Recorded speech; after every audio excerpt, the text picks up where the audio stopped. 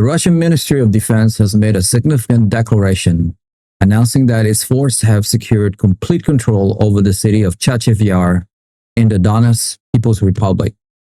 This assertion, if verified, marks a major tactical victory for Moscow and represents a severe setback for Ukrainian forces, potentially opening a path for a deeper Russian advance into the Donbas region. Chasiv Yar, a strategically vital high ground, has been the scene of intense and brutal fighting for months. Its capture would give Russian forces a commanding position to launch further offensive toward the critical Ukrainian stronghold of Kramatorsk and Slovyansk.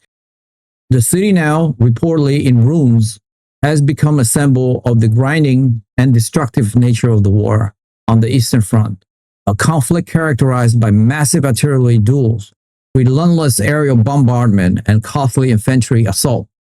Russian state media has been quick to broadcast images of Russian flags being raised over administrative buildings in the western part of the city, portraying the event as a pivotal moment in their campaign to control the entirety of the Donbas. According to the statement released from Moscow, the final phases of the operation was carried out by elements of the Ivanovo 98th Guards Airborne Division. These airborne units, known as the VDV, reportedly executed a multi-pronged assault that overwhelmed the last pockets of Ukrainian resistance in the Kanal and Novi micro-district. The Russian military claims the offensive was preceded by one of the most intense artillery and aerial bombardments of the war. For weeks, Russian aviation has systematically used powerful glide bombs, including the Fab 500 and Fab 1500, to demolish Ukrainian defensive positions, command posts, and fortified buildings. These munitions, launched from aircraft safely outside the range of most Ukrainian air defenses, have had a devastating effect on the morale and structural integrity of the city's defense. Russian military bloggers, who are often embedded with frontline units, have described a landscape of complete destruction, where multi-story apartment blocks have been reduced to rubble, making them indefensible. They credit the victory to a combination of overwhelming firepower and the determination of their assault group, who navigated the urban wasteland under constant threat from Ukrainian drones. The Ukrainian General Staff has not officially confirmed the complete loss of Chasiv Yar, but their recent statements paint a grim picture of the situation. A spokesperson for the Eastern Command acknowledged that Russian troops have had tactical successes and that the fighting has been extremely difficult. Ukrainian military sources have described a historic but ultimately unsustainable defense. They report that their soldiers were forced to contend with a constant barrage of enemy fires and waves of Russian infantry attacks, often with a significant numerical disadvantage. The critical shortage of artillery ammunition has been a recurring theme in Ukrainian reports, leaving their defenders unable to effectively counter Russian artillery or break up advancing assault formation. While FPV drones have been used extensively by Ukraine to inflict casualties on Russian armor and personnel, military analysts suggest they are not a substitute for conventional artillery in halting a large-scale, coordinated offensive. President Volodymyr Zelensky has not yet commented directly on the fall of the city, but in a recent address, he spoke of the immense pressure on his force in the east and made an urgent appeal to international partners for an acceleration of military aid, particularly air defense systems and artillery shells. The strategic implications of the capture of Chasiv Yar are profound. The city sits on elevated terrain, offering a significant topographical advantage. From this new vantage point, Russian artillery and rocket systems can directly threaten the cities of Prostiotinivka and Druskivka, Kramatorsk, and Slovyansk. This cluster of cities form the industrial and administrative backbone of the remaining Ukrainian-held territory in the Donetsk Oblast. The fall of Chasiv Yar effectively compromised the main Ukrainian defense belt in this sector, which has been fortified for years. Military experts predict that Russian forces will now likely attempt to exploit this breakthrough, pushing west towards Kostantinivka to further isolate Ukrainian troops and south to encircle the Oretsk defensive node. The immediate goal for Russia will be to leverage this success to degrade Ukraine's ability to defend the Kramatorsk and Sloviansk agglomeration, potentially forcing a further Ukrainian withdrawal to a new defensive line along the Siversky's Donetsk River. This development puts the Ukrainian military in a precarious position, forcing them to trade territory to preserve their forces while hoping for the arrival of sufficient Western aid to stabilize the front. International reaction to the news has been swift and filled with concern.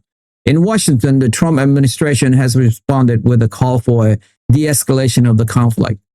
Secretary of Defense Peter Hegseth issued a statement expressing concern over the Russian advance, but reiterated the administration's stance that the primary responsibility for European security rests with European nations themselves. Secretary Hegseth noted that the United States has provided substantial support, but emphasized that a durable peace can only be achieved through a negotiated settlement. He added that the current situation underscored the need for Ukraine's European neighbors to increase their own defense production and military assistance. Secretary of State Marco Rubio echoed these sentiments, calling on both Moscow and Kyiv to return to the negotiating table.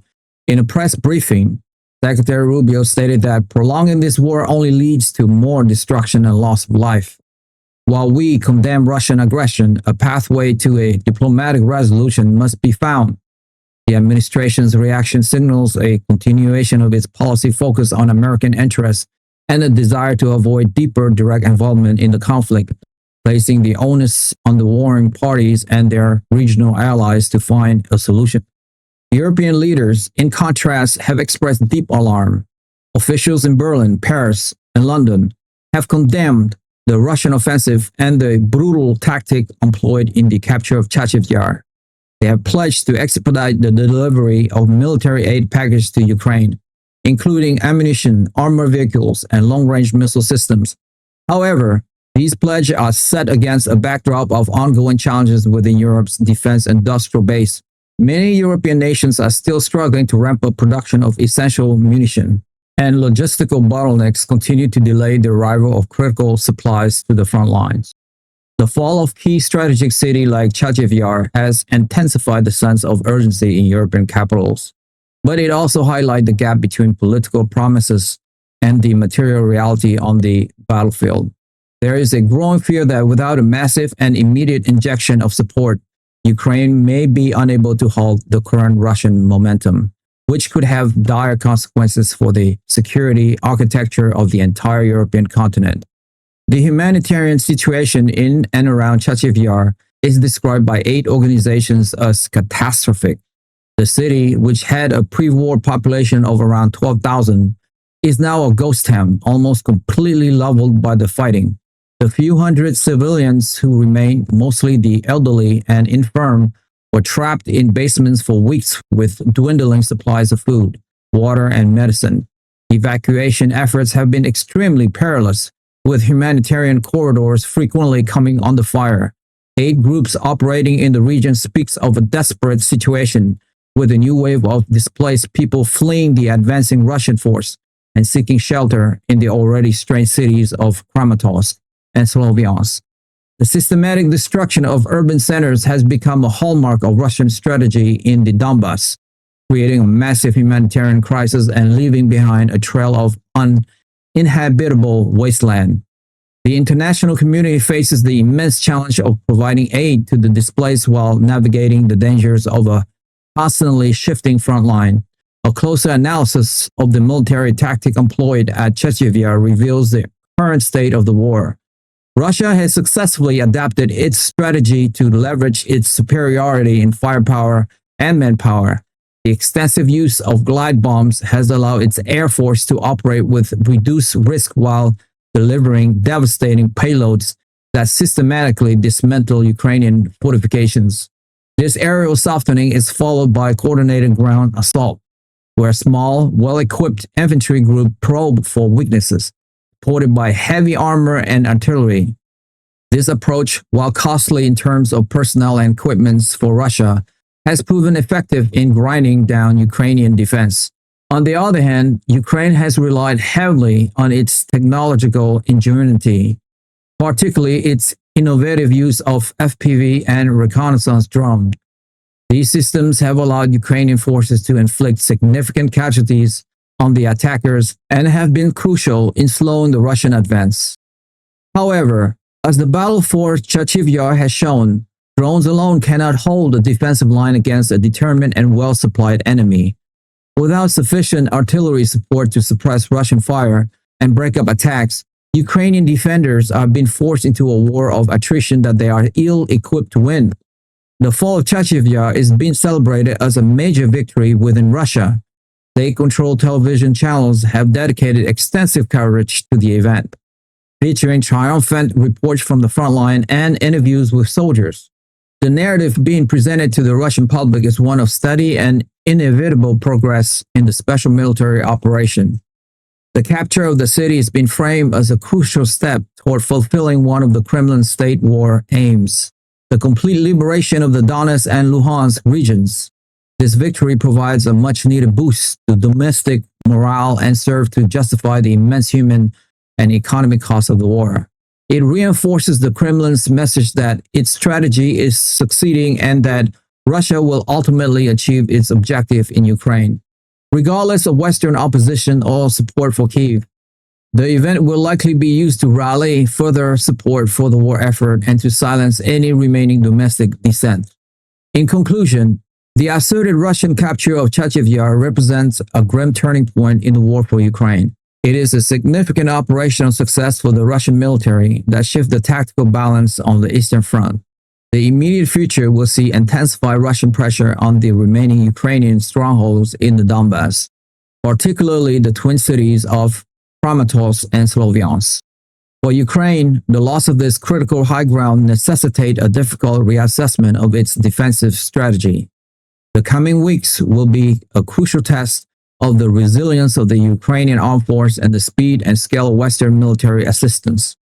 The central question now is whether Ukraine can muster the resources to establish a new and stable defense line and prevent the Russian breakthrough at Chasiv Yar from cascading into a wider collapse of its defense in the east. The fate of the Donbas and perhaps the outcome of the entire war may hinge on the answer. Many of my listeners, like 70%, haven't subscribed to my YouTube channel. And so many of you don't even know that you haven't subscribed. And that is actually what makes the show going. It's almost like you're making a donation to the show. So that's why I ask again and again, because it enables us to grow and grow and grow. And we're going for the long haul here. And listen, if this is your first time listening to World Global Conflict, you don't have to subscribe. You guys, your first one's on me. But if you have watched this show before, it's like you are a freeloader now. So all I would ask you is, if you have seen the show before and you like it, help me, help my team here. Hit that subscribe and like button now, and we will continue to build the show for you. That I swear.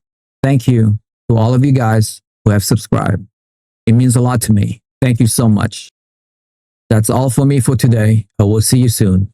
Bye for now.